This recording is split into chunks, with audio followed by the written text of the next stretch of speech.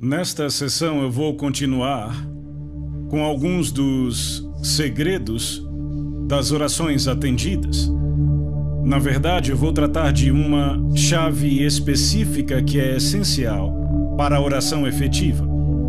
E embora esta chave seja claramente apresentada por toda a Bíblia, desde o Antigo Testamento até o Novo, eu penso que a maioria dos cristãos não atenta para a sua existência. E eu creio que a falha em usar esta chave sobre a qual eu vou falar é uma das causas principais da ineficácia no corpo de Cristo. Você já deve estar pensando, que chave é esta? E eu posso dizer que quando você ouvi-la, provavelmente você não dirá glória a Deus. Eu quero voltar mais uma vez ao Sermão da Montanha, onde Jesus está dando instruções sobre como orar, e eu quero pegar duas passagens paralelas. A primeira está em Mateus capítulo 6, versos 5 e 6, onde Jesus diz: "E quando orarem, não sejam como os hipócritas", e aí ele descreve como os hipócritas agem. E aí ele diz no versículo 6, "Mas quando orarem", e aí ele diz o que fazer. Então ele usa a frase "quando orarem" duas vezes. Da primeira vez, ele começa com uma negativa: "Não orem como os hipócritas". Mas ele não termina aí. Ele conclui com uma positiva: "É assim que vocês devem orar", e na verdade nós dedicamos a nossa última sessão a analisar o padrão que ele nos deu. Mas agora eu quero avançar no mesmo capítulo 6 para os versículos 16 e 17. E aqui ele apresenta uma outra dimensão da oração. E ele diz: "Quando vocês jejuarem, não sejam como os hipócritas". Mas ele não para com a negativa. Muita gente acha que ele termina aí. Mas ele continua no versículo seguinte: "Mas quando vocês jejuarem", e aí ele nos diz como fazer isso de uma forma aceitável a Deus. Agora, eu acho que vocês percebem que há um paralelo bem próximo entre o que Jesus diz sobre orar e o que ele diz sobre jejum. Primeiro ele diz: "Quando vocês jejuarem", e aí ele diz: "Não façam desta forma, façam daquela". Agora, na minha opinião, a frase "quando vocês orarem" indica que Jesus espera que os discípulos dele atentem bem a isso. Quando vocês orarem, Jesus espera que os seus discípulos orem. Quantos aqui concordariam que essas palavras indicam que Jesus estava considerando que nós, os seus discípulos, oraríamos? Ele não diz "se vocês orarem", ele diz "quando vocês orarem". E eu imagino que a maioria de nós aqui concorda que o Senhor espera que nós, como cristãos, oremos regularmente. Não está certo? Ok, agora nós passamos para o próximo estágio e ele não diz "se vocês jejuarem", ele diz "quando vocês jejuarem". O que é que isso indica? Isto indica que ele espera que jejuemos da mesma maneira que ele espera que oremos. Não parece lógico? Você está aqui comigo, ainda que talvez relutantemente, mas ainda está comigo? Bem, não fique relutante. Eu concordo que esse assunto do jejum não é um daqueles para os quais dizemos facilmente glória a Deus, mas eu garanto a vocês que quando aprenderem sobre ele, vocês dirão glória a Deus.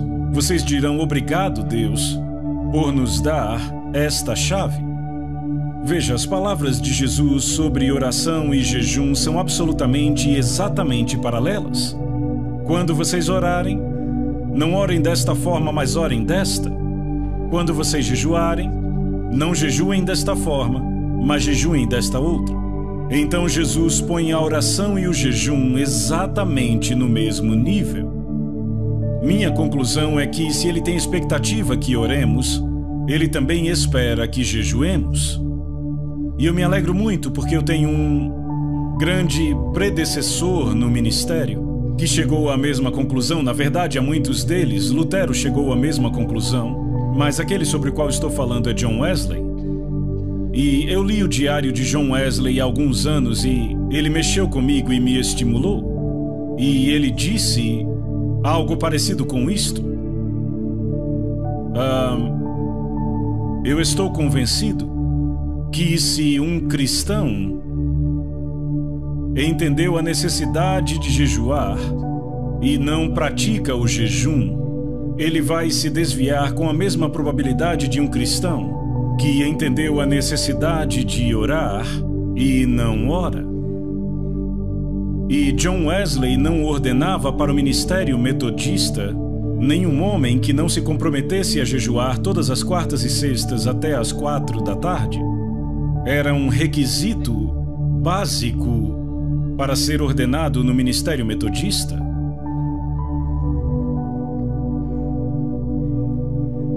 Você pode dizer, bem, qual é o propósito de jejuar? É só para tornar a vida mais difícil para mim? Para me negar o prazer?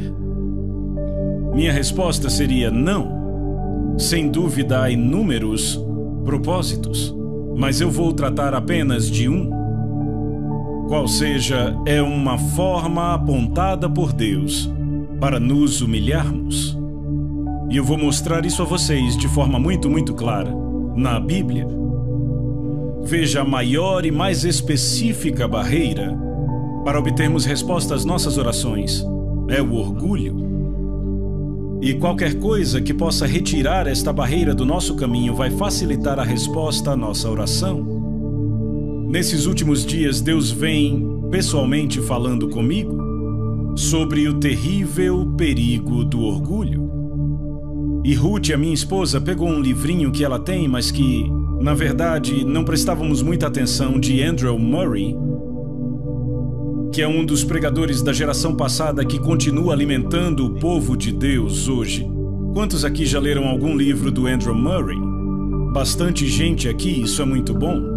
Eu não sei quem conhece o livro. No original, o título é A Humildade do Nosso Senhor. Ele vem sendo republicado com um título mais simples. Eu acho que ficou só Humildade. E eu o li algumas semanas atrás. E ele realmente falou comigo profundamente sobre a minha própria vida.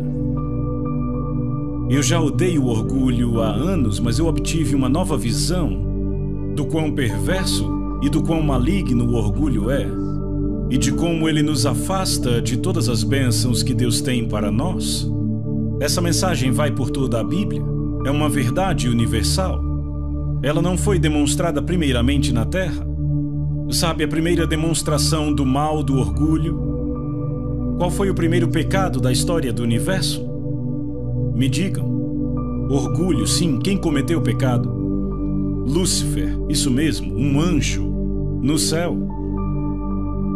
E se aquele orgulho, se o pecado do orgulho pôde ser cometido no céu, fazendo com que um anjo perdesse o seu lugar, quanto mais suscetíveis estamos ao pecado do orgulho devido à natureza pecaminosa nesta terra.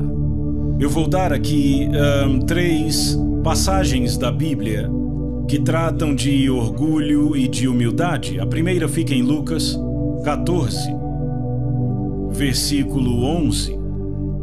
E é o final de uma parábola onde Jesus explica como agir quando se é convidado a um banquete, em Lucas 14. E sabe, nós somos convidados para banquetes hoje em dia, às vezes. Eu fui convidado para um ontem. E Jesus disse, ele era tão prático. Ele sempre dava ilustrações muito simples. Primeiro, eu quero dizer que Deus nunca disse que ele vai nos humilhar. Ele sempre nos diz para nos humilharmos. Eu digo às pessoas, Deus podia te humilhar, mas só você pode se fazer humilde. Não ore, Deus me torne humilde. Porque essa não é uma oração bíblica e, além do mais, provavelmente você se arrependerá dos resultados desta oração. Algumas semanas ou meses depois, quando você se encontrar na situação mais humilhante e perguntar, Deus, como eu vim parar aqui? Bem, você orou. Você orou. Jesus diz, quando você for convidado para um banquete, não saiam correndo para pegar o melhor lugar, o lugar de honra. Porque você será envergonhado quando alguém chegar e disser: é o orador que senta aqui. Você arranje um lugar naquele canto ali. Jesus disse: quando chegarem, peguem o lugar mais inferior. Muito sábio, quando você está no fundo, não tem mais lugar nenhum para ir, a não ser para cima. Não sei se vocês conhecem uma oração de um homem chamado John Bunyan. Eu trago isso há anos. Ele diz: aquele que está embaixo não teme nenhuma queda. O que se humilha não teme nenhum orgulho. Aquele que é humilde sempre terá Deus como seu guia. Veja, quando você está no chão, está seguro. Não dá para ir mais para baixo. Muito raramente eu ministro em reuniões públicas grandes como esta, sem antes tomar meu lugar de rosto no chão, de joelhos diante do Senhor. E eu digo a vocês, antes desses encontros, Ruth e eu ficamos assim por muito tempo. É ali que eu me sinto realmente seguro, lá no chão. Então Jesus disse no fim da parábola: se você não quer ser envergonhado, evite a situação. Não vá sentar na melhor mesa. Sente no lugar mais inferior e só terá um lugar para ir, para cima. E ele resume tudo nestas palavras em Lucas 14:11. Pois todo aquele que se exalta será humilhado, mas aquele que se humilha será exaltado. Isto é universal. Ou seja, se aplica no universo, aplica-se no céu e se aplica na terra. A grande demonstração dessa verdade está em Lúcifer e em Jesus. Lúcifer foi um ser criado por Deus, mas ele buscou a igualdade com Deus, escorregou e caiu. Jesus tinha a igualdade com Deus, ele se humilhou até mesmo a morte de cruz. E a Bíblia diz que Deus o exaltou grandemente. Diz em Filipenses 2:9, desta forma, Deus o exaltou sobremaneira. Por que Deus o exaltou? Porque ele se humilhou, e todo aquele que se humilhar será exaltado. Eu posso prometer a vocês exaltação se vocês se humilharem. Não há nenhuma exceção. Eu tenho uma série de mensagens com este título: O caminho para cima fica embaixo. Quanto mais para baixo você vai, mais você acaba em cima. Não há nenhuma exceção para isto. Mas eu quero falar sobre a humildade como uma condição essencial para uma oração eficaz. E eu quero pegar algumas declarações para provar isto. Vamos começar em Tiago capítulo 4, versículo 10 e mais duas passagens que leremos. Tiago 4:10. Humilhem-se diante do Senhor e Ele os exaltará. Notem que ele diz humilhem-se, não diz ao Senhor para fazê-lo. É você que faz. Deus é que exalta se você se humilha. E uma passagem muito semelhante em 1 Pedro, capítulo 5, eu e Ruth proclamamos esta antes da mensagem passada. Verso 6, portanto, humilhem-se debaixo da poderosa mão de Deus para que Ele em tempo oportuno os exalte.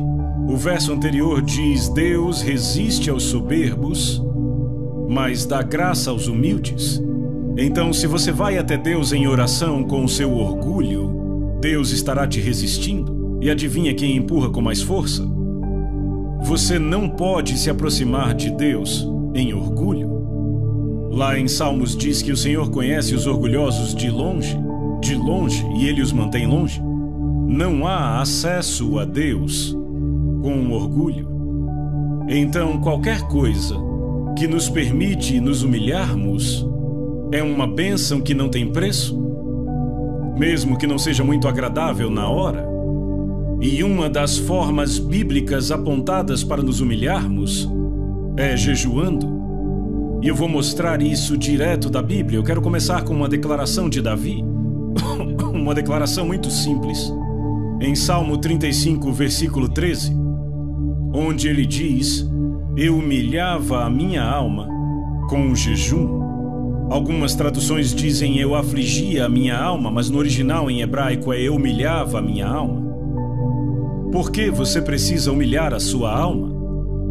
Bem, a sua alma é a parte arrogante em você, é a parte autocentrada, é a parte egoísta, Sua alma tem 3 funções principais: a vontade, o intelecto e as emoções. E ela expressa isso nas seguintes frases: eu quero, eu acho, eu sinto. E Deus diz que o que você quer não é importante, o que você pensa não é importante, o que você sente não é importante. O que é importante é a minha vontade. E se você quer se alinhar à minha vontade, você tem que tratar a sua alma.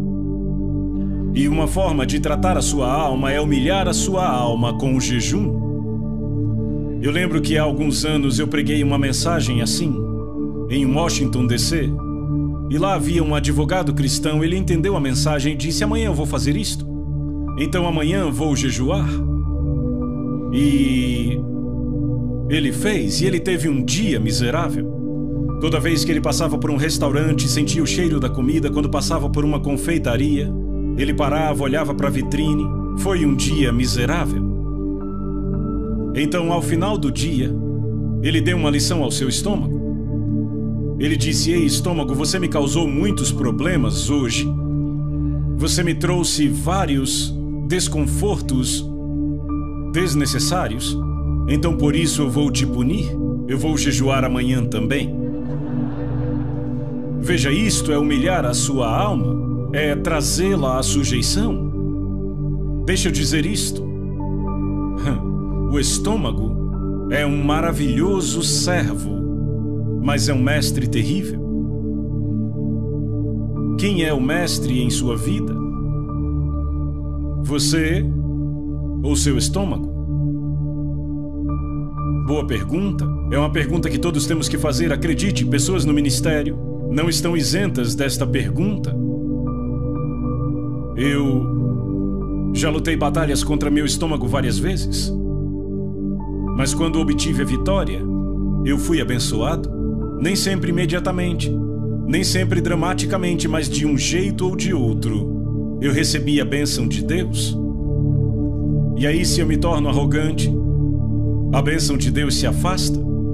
E eu digo: Deus, o que acontece? E Ele gentilmente indica de uma forma ou de outra: você se tornou orgulhoso e autocentrado de novo, quis do seu jeito. Você está deixando sua vontade e sua alma falarem. Ela tem que ser trazida à sujeição à minha vontade, à minha palavra e ao meu jeito. Então vamos ver alguns exemplos, na verdade apenas 2. Vamos ver o dia da expiação. Em Levítico capítulo 16, versos de 29 a 31. Levítico capítulo 16, versículos de 29 a 31. Veja, este é um capítulo bem longo. E são as ordenanças para o dia da expiação, que o povo judeu chama de Yom Kippur. E este é o dia mais sagrado do calendário judaico até hoje. E ele descreve a maneira como Deus ordena o sacrifício pelo perdão dos pecados de Israel. E tudo dependia daquele sacrifício, todo o futuro e destino daquela nação dependia do sacrifício. Mas no meio da descrição do sacrifício, Deus também requer uma resposta do seu povo. E a resposta que ele requer é que eles afligiriam suas almas. Esta é a tradução comum. Mas a palavra traduzida como afligir é mais frequentemente encontrada como humilhar. Então Deus requer que o seu povo humilhe suas almas. E esta é uma verdade muito significante. O sacrifício era algo que eles não conseguiam organizar. Estava fora da capacidade deles de prover, vinha inteiramente da graça de Deus, mas eles não podiam se beneficiar do sacrifício, a não ser que atendessem às condições de Deus e humilhassem suas almas. E também serve para nós cristãos. O sacrifício de Jesus na cruz é completo, perfeito, não podemos adicionar nada a ele. Não podemos tirar nada dele, mas se queremos nos beneficiarmos dele, temos que atender às condições de Deus, assim como foi com Israel. E esta foi a condição que Deus determinou. Versos 29 em diante de Levítico 16. Isso vos será por estatuto perpétuo. No 7º mês, aos 10 dias do mês, afligireis a vossa alma. E nenhuma obra fareis, nem o natural, nem o estrangeiro que peregrina entre vós, Porque naquele dia o sacerdote fará expiação por vós, para purificar-vos, e sereis purificados de todos os vossos pecados perante o Senhor. É sábado de descanso solene para vós outros, e afligireis a vossa alma. É estatuto perpétuo. Agora, o povo judeu sempre entendeu muito bem, e com bastante precisão, que a frase afligireis a vossa alma significa jejuar. Ficar sem comida, de fato e de verdade. Naquele dia, normalmente ficavam sem comida, nem bebida. A propósito, deixa eu definir jejum para que possamos avançar. Minha definição de jejum é se abster de comida para propósitos espirituais. Frequentemente também de bebidas, mas, falando de forma geral, não é. E se você se abstém de líquido, cabe a você decidir. Mas o que eu quero apontar aqui é que era requerido a Israel humilhar a sua alma para receber o benefício do sacrifício feito em seu favor.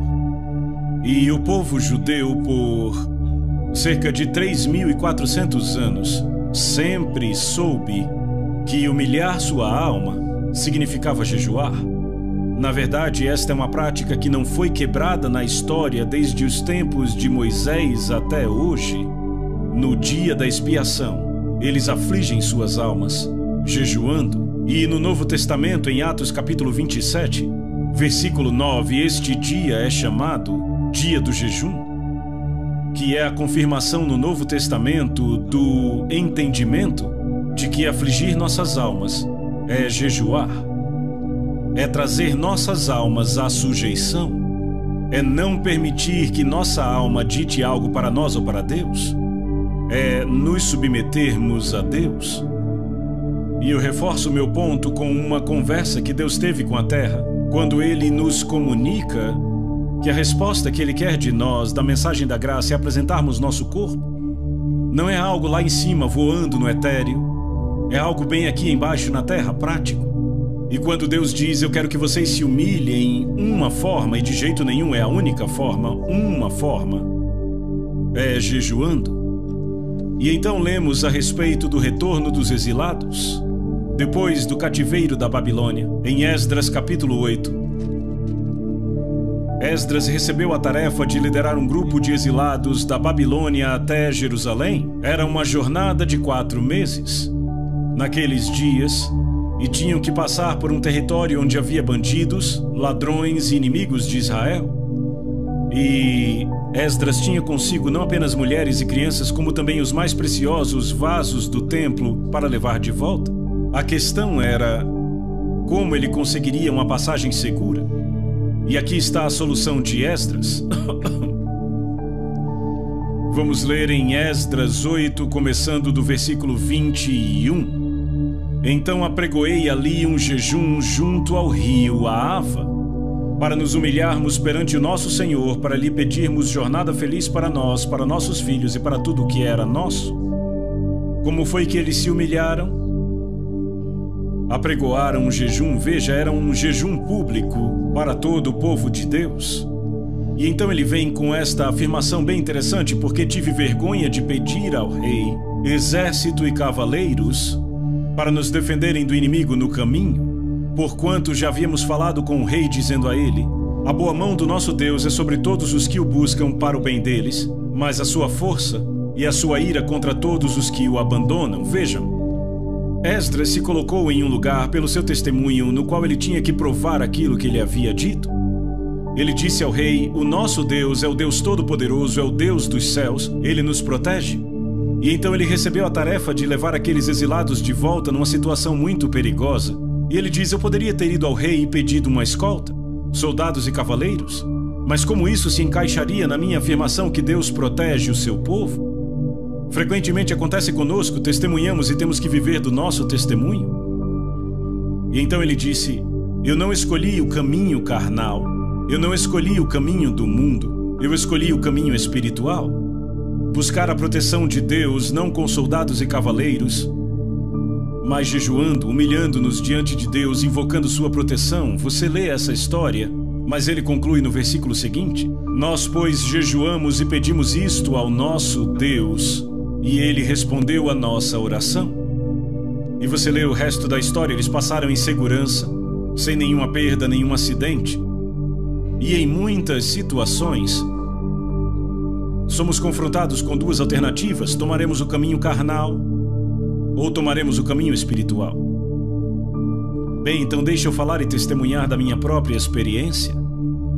Por haver me tornado o pai adotivo de uma grande família numa situação muito difícil e termos que nos mudar de país para país, de lugar para lugar, eu posso dizer que a minha primeira esposa, Lídia, e eu seguimos o exemplo de Esdras. Quando tínhamos uma jornada para fazer, jejuávamos e orávamos. E graças a Deus, a nossa família sobreviveu intacta. Em meio a circunstâncias terrivelmente perigosas, em meio à guerra, à fome, sobrevivemos. Eu posso testemunhar: o caminho de Deus funciona. Ele é prático, não é algo teórico. Certo, então vamos considerar um pouco pessoas debaixo do julgamento de Deus. Se o julgamento de Deus viesse a ser proclamado sobre a nação da Nova Zelândia e quiséssemos avisar, e isso pode acontecer facilmente, eu não acredito que está longe. O que poderíamos fazer? Poderíamos jejuar, nos humilharmos diante de Deus. Sabe, houve um rei terrivelmente mau em Israel, chamado Acabe. Eu não sei se você lembra da história de Acabe, mas ele casou com Jezabel e ele levou Israel à idolatria e a todo tipo de maldade. E em 1 Reis, capítulo 21, Elias teve um confronto com Acabe. E ele pronunciou o juízo de Deus sobre ele. Vejamos aqui, Deus disse a ele, verso 21, farei a tua casa como a casa de Jeroboão, filho de Nebate, e como a casa de Baasa, filho de Aías. Todo homem e toda mulher da sua família será destruído. Esse foi o juízo de Deus. E então ele continua dizendo, no verso 25, ninguém houve, pois, como Acabe, que se vendeu para fazer o que era mal perante o Senhor, porque Jezabel, a sua esposa, o instigava. Então ele foi o rei mais perverso, e Deus anunciou o juízo sobre ele através do profeta Elias. Mas Acabe temeu ao Senhor. Verso 27, tendo Acabe ouvido estas palavras, rasgou as suas vestes, cobriu de pano de saco o seu corpo e jejuou, dormia em panos de saco e andava cabisbaixo. E veio a palavra do Senhor a Elias, dizendo, não viste que Acabe se humilha perante mim? Portanto, visto que se humilha perante mim, não trarei este mal nos seus dias, mas nos dias do seu filho trarei. Então temos aqui este homem apontado como o rei mais perverso em Israel até aquela época. O juízo de Deus foi pronunciado contra ele e sua família. Mas quando ele se humilhou com o jejum, Deus disse, não trarei o juízo nos seus dias. Ora, se o jejum pôde fazer isto com Acabe, o que poderá fazer a mim e a você como filhos de Deus? Você vê o potencial. E então, na história de Jonas, na sua mensagem para Nínive, vemos como ele entrou na cidade, uma cidade muito perversa, violenta e má, e ele proclamou que em 40 dias a cidade seria destruída. Aquela era uma mensagem de Deus. Como foi que os habitantes de Nínive responderam? Jonatas 3:6. Chegou esta notícia ao rei de Nínive. Ele levantou-se do seu trono, tirou de si as vestes reais, cobriu-se de pano de saco e assentou-se sobre a cinza. E ele fez toda a cidade jejuar. Até mesmo os animais jejuaram. E ele diz no verso 10, viu Deus o que fizeram, como se converteram do seu mau caminho. E Deus mudou de ideia quanto ao mal que tinha dito que lhes faria, e não o fez. Uma cidade gentia, conhecida por sua maldade, ouviu a mensagem de um profeta uma vez, arrependeu-se e jejuou e lamentou, e Deus poupou a cidade inteira.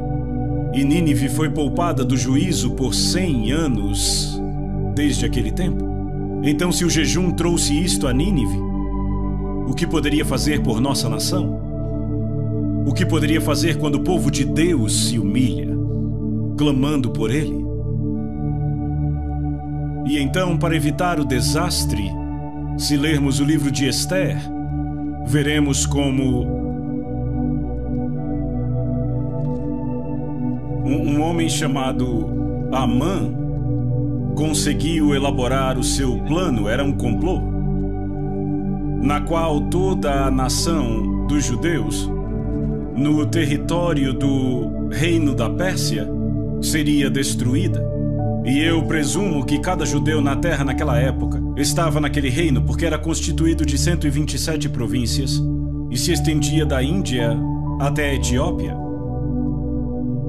E o decreto saiu, mas havia no Palácio Real uma judia cuja nacionalidade não era conhecida, Esther. E o seu primo Mordecai mandou uma mensagem para ela e disse: não pense que você escapará diferentemente de cada judeu neste palácio, porque quem sabe você não está aí para um tempo como este. E Esther lançou um desafio.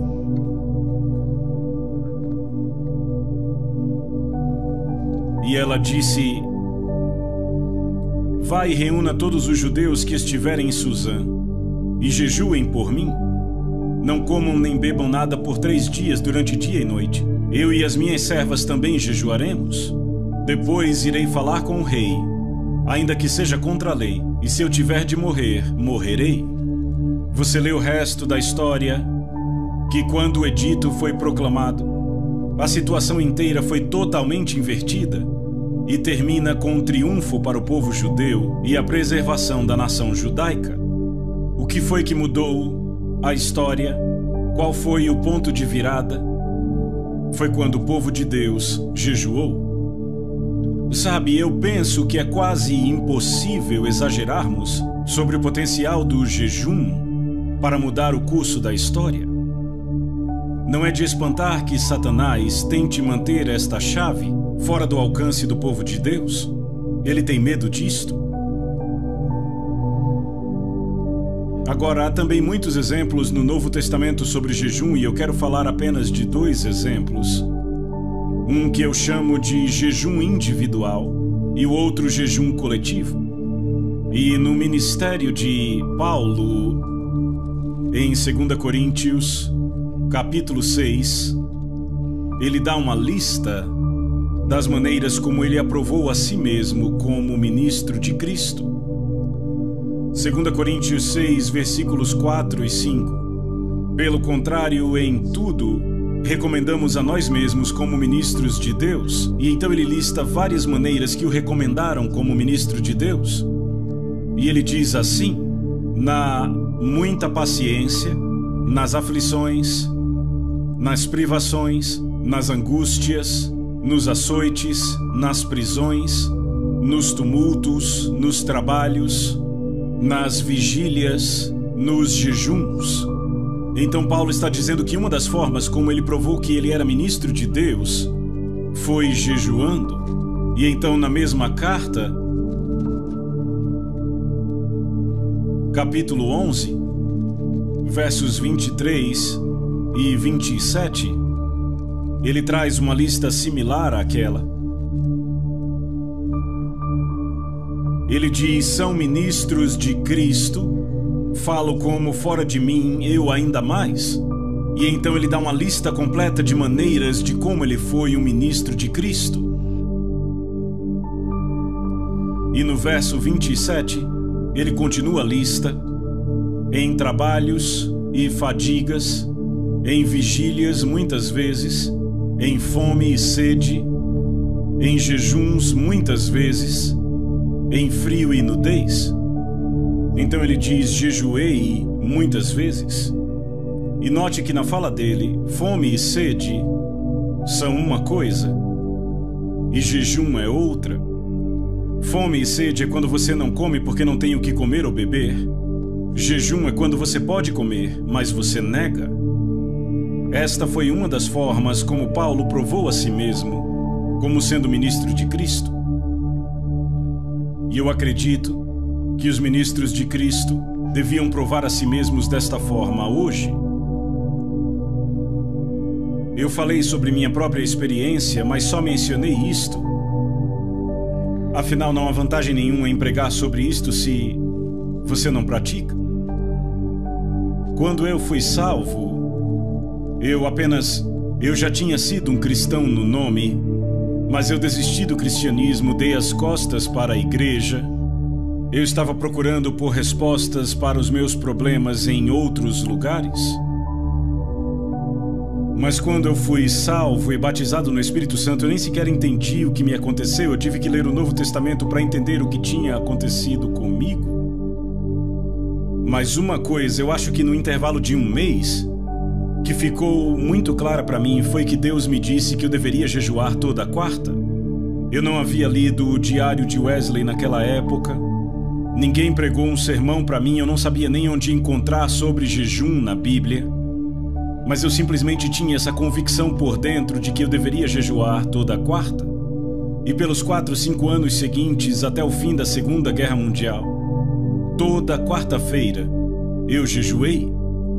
Eu estava no deserto, num caminhão com 10 outros soldados, e fomos jogados ali. Sabe quando você está num deserto e existe uma sombra, você tem que ficar ali, quer você queira ou não? E eu fiquei com aqueles soldados. Sabe, nós estávamos no Egito e os muçulmanos tinham um mês que chamavam de Ramadã, você conhece? Quando eles não comem, pelo menos não comem de manhã, eles comem bastante à noite. Eles compensam à noite o que eles não comem de dia. Os outros soldados diziam que era minha quarta Ramadã, porque não dá para jejuar em segredo quando se está vivendo com as pessoas ao redor o tempo todo, você nunca se livra delas. E eu digo que eu nunca teria feito o progresso que eu fiz se Deus não tivesse me mostrado esta chave. Houve um tempo no Quênia onde realizei um trabalho educacional que eu dizia que eu estava muito ocupado para jejuar. Tinha muita coisa para fazer. Então por algumas semanas eu não jejuei e o resultado foi desastroso. E daí eu decidi que eu nunca poderia estar ocupado demais para jejuar. Eu estou falando de algo que eu experimentei, vocês entendem? Eu creio apaixonadamente no que eu estou falando. Vamos falar de jejum coletivo no Novo Testamento? Apenas 2 exemplos no livro de Atos. Atos, capítulo 13. Um dos momentos mais significantes na história do livro de Atos. As pessoas chamam isso de o princípio do programa missionário. Na verdade, a palavra missionário não vem do Novo Testamento. A palavra do Novo Testamento é apostólico. E este foi o primeiro envio de apóstolos registrado no livro de Atos. E aconteceu na cidade de Antioquia.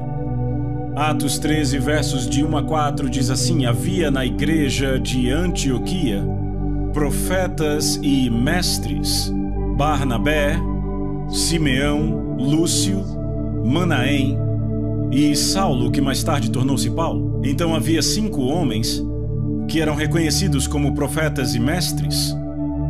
O versículo seguinte diz: e servindo eles ao Senhor e jejuando. Como eles ministravam ao Senhor? Jejuando. Apenas deixando de lado qualquer outra atividade, ficando na presença de Deus, esperando que Ele falasse. A Nova Versão Internacional diz: enquanto adoravam ao Senhor e jejuavam. Este é um dos pontos mais cruciais na história da igreja. Como isto aconteceu? Será que eles sentaram para pensar num plano? Ou trabalharam num sistema? Não. Eles deixaram de lado todos os seus esforços e esperaram Deus falar. E a forma como se consagraram foi deixando de lado a comida. Quem sabe por quanto tempo, talvez 1 dia, 2 dias, eu não acredito que foi tão longo. Mas eles simplesmente tiraram um tempo desligados de qualquer ocupação e distração, a fim de ouvir de Deus. E Deus falou.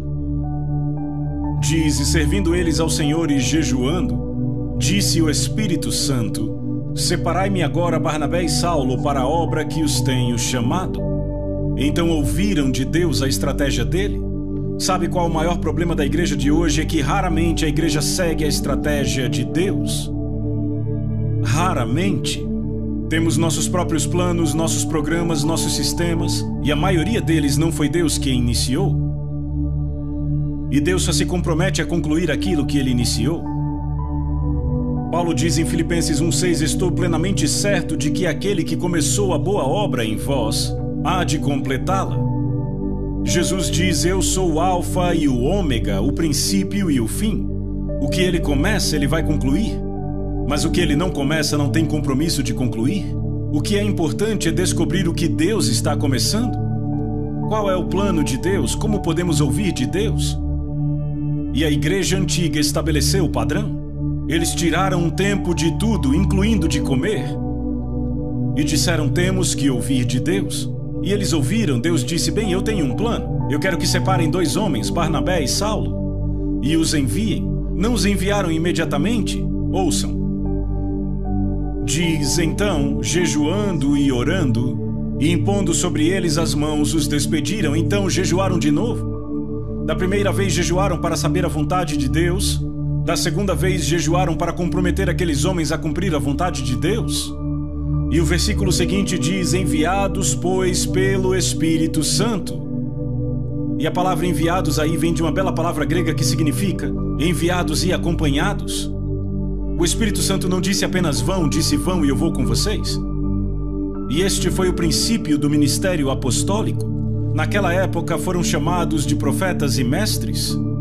Mas no capítulo seguinte de Atos, capítulo 14, verso 14, diz: quando os apóstolos, Barnabé e Paulo, quando eles se tornaram apóstolos?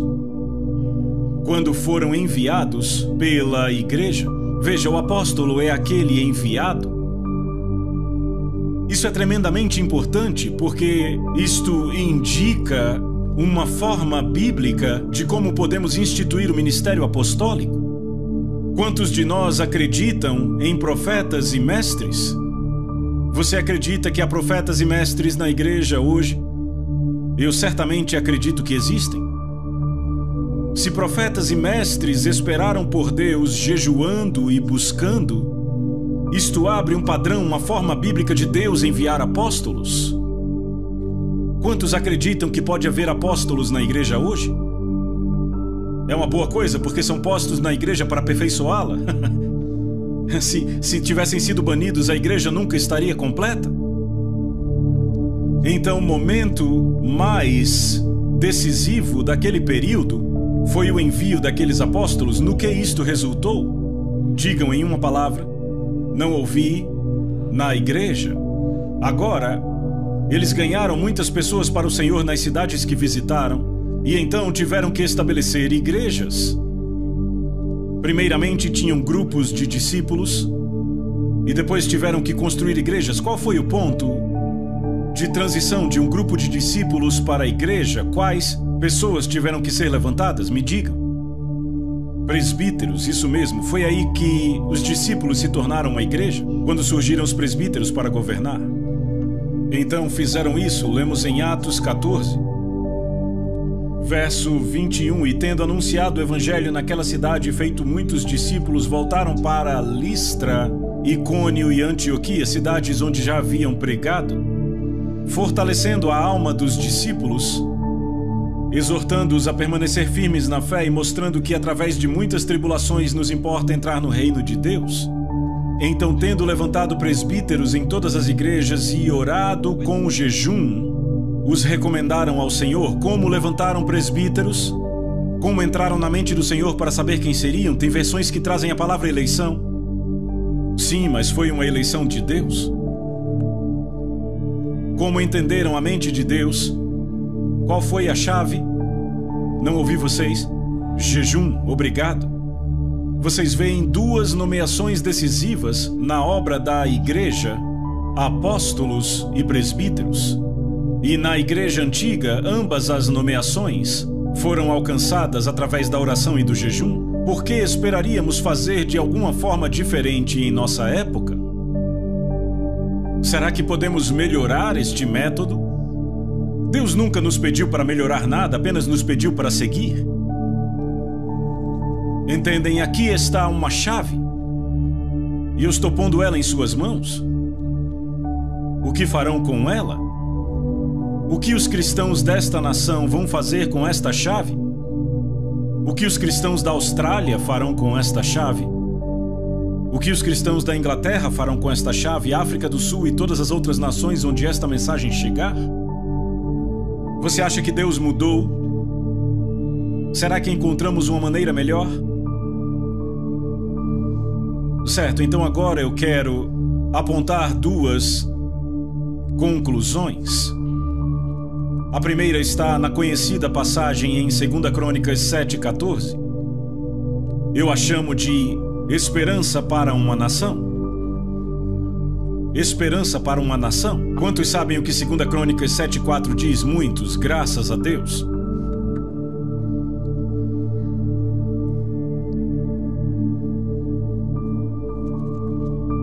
Eu poderia citar de cor, mas não irei. Deus fala, e Ele diz: se o meu povo, que se chama pelo meu nome, se humilhar e orar e buscar a minha face e se converter dos seus maus caminhos, então eu ouvirei dos céus, perdoarei seus pecados e sararei a sua terra. Então são 7 passos. 4 passos que o povo de Deus tem que dar, 3 passos que Deus dará quando nós dermos os nossos 4. Quais são os 4 passos que temos que dar? Qual é o primeiro? Eu não ouvi vocês? Nos humilharmos, porque o orgulho é uma barreira para a resposta às nossas orações. O próximo é orar. Deus diz: não comece a orar até tratar do seu orgulho. E então Ele diz: buscar a minha face. Não significa uma reunião de oração de 8 às 9:30. Isso é orar até experimentar a presença de Deus. E então Ele diz: se converter dos seus maus caminhos. E você diz: Deus, mas eu não tenho maus caminhos. E Deus diz: espere até estar em minha presença e você descobrirá. Experimentamos isso em nossa igreja em Fort Lauderdale cerca de 5 anos atrás. A esposa de um dos presbíteros recebeu uma palavra do Senhor para proclamar um jejum. Eu já vou falar sobre isso, um jejum coletivo. E aquilo não foi recebido com muito entusiasmo. O fato foi que os presbíteros, e eu era um deles, ficaram tão envergonhados que tivemos que fazer algo a respeito daquilo. E então dissemos que íamos tirar um certo período para jejuar e orar, e nos encontrávamos toda manhã. Eu acho que era o que? 5 da manhã.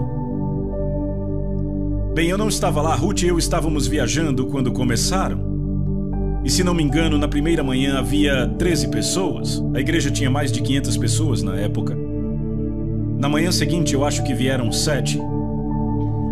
E aí começou a ficar, como é típico nas reuniões de oração, na manhã seguinte havia 4. Mas então, um irmão que não era um presbítero recebeu um fardo do Senhor. E ele passou 24 horas chorando. E as coisas mudaram. E quando Ruth e eu voltamos, eu disse: gostemos ou não, isso vem de Deus, é melhor a gente se envolver se não quisermos nos perder dele. E eu não posso entrar nos detalhes, mas pelas próximas, eu acho que 6 semanas, nos encontrávamos toda manhã às 5 da manhã e passávamos a maior parte do tempo com o rosto ao chão. E os pecados que foram confessados foram espantosos. Era uma igreja ótima e respeitável, mas havia adultério, fornicação, havia alcoolismo, e não veio à tona até estarmos na presença de Deus. Não diga a Deus: eu não tenho maus caminhos para me arrepender. Provavelmente isso só vai dizer o quão distante você está da face dele. À luz do semblante dele, as coisas ficam diferentes. O que Deus pede de nós? 4 coisas: nos humilharmos, orar, buscar sua face, se converter dos maus caminhos. Como é que nos humilhamos? Fazendo o quê? Você entendeu a mensagem? Certo, veja, você pode jejuar e ser muito orgulhoso. Jesus disse: não jejue assim. Não é assim que se jejua, é assim que os hipócritas jejuam. Mas ele não disse, é por isso que vocês não jejuarão? Não, ele disse, jejue da maneira certa, não da errada. Então Deus diz, eu faço 3 coisas.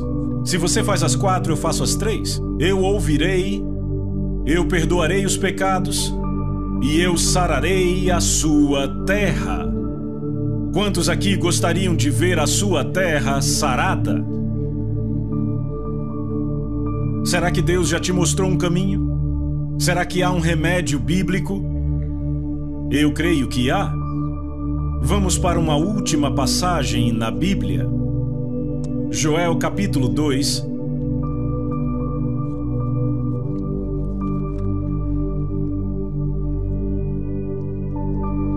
Esta é a passagem de onde as pessoas tiraram a expressão o jejum de Joel.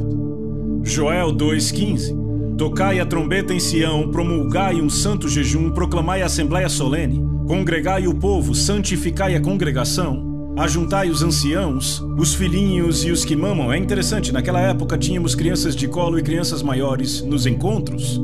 Quase toda manhã lá estavam elas e elas pareciam incomodadas e desapontadas quando seus pais não as acordavam para a oração. Sabe, era um exemplo vivo disso. Vamos continuar. Saia o noivo da sua recâmara e a noiva do seu aposento. Chorem os sacerdotes, ministros do Senhor, entre o pórtico e o altar, e orem. Que digam, poupa o teu povo, ó Senhor, e não entregues a tua herança ao opróbrio, para que as nações façam escárnio dele, porque hão de dizer entre os povos onde está o seu Deus. Note que, acompanhando, percebemos que ele menciona 3 categorias: os sacerdotes, os ministros e os anciãos. E aqui está a responsabilidade da liderança na igreja de dar o exemplo, de tomar a dianteira. Sabe quem são os líderes? As pessoas que vão na frente. Às vezes os ministros estão liderando de trás. Isto não é liderança.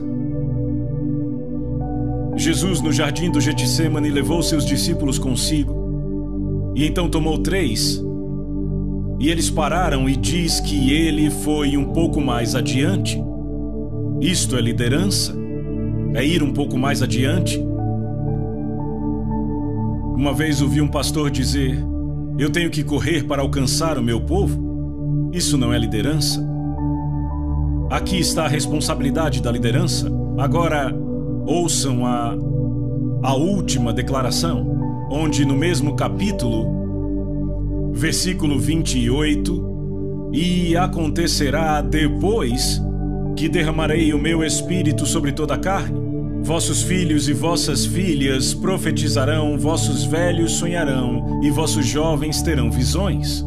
Ele diz depois do quê? Depois do quê? Depois que o povo de Deus atendeu às condições dele. Agora eu sei que Pedro, citando isso no dia de Pentecostes, disse, acontecerá aqui nos últimos dias. Mas aquele não era um cumprimento total, era um cumprimento antecipado, e é muito significante porque, naquela passagem em Atos 2, Pedro cita o Senhor dizendo, derramarei do meu espírito. Algo do meu espírito, e aquilo começou no dia de Pentecostes. Mas nesta passagem Deus diz, eu derramarei o meu espírito, não do meu espírito, mas eu liberarei o meu espírito na terra, sobre toda a carne. Irmãos e irmãs, ainda não vimos isto, vimos apenas um pouco salpicado. Há mais de 1 bilhão de muçulmanos na terra que nunca foram tocados pelo Espírito de Deus. Como os alcançaremos? O que libertará o Espírito de Deus? Eu digo a vocês, se vocês já lidaram com o Islã, é uma fortaleza impenetrável para uma aproximação natural. Você tem que ir pelos meios espirituais. Qual é o programa de Deus? Convoquem um jejum, santifiquem a assembleia, que os anciãos, os sacerdotes e os ministros mostrem o exemplo. E Deus diz, no meu tempo, quando atenderem minhas condições, eu vou derramar o meu espírito sobre toda a carne. Eu creio que esta é a solução, e eu não acredito que haja outra. E eu creio que Deus nos mostrou na Bíblia o caminho. Vamos curvar as nossas cabeças diante do Senhor. Peça a Deus. Eu quero que você pergunte a Deus. Eu quero que você pergunte a Deus se tudo isso que foi dito vem da parte dele. Ruth e eu estivemos recentemente com Dave e Del Garrett no Havaí, são amigos próximos nossos. E Dave graciosamente orou por estes encontros que estamos tendo aqui. E eles disseram que perceberam que Deus estava para falar alto na Nova Zelândia. Eu creio que esta é a mensagem de Deus para a Nova Zelândia e para o mundo. Vamos derramar os nossos corações por um momento diante do Senhor.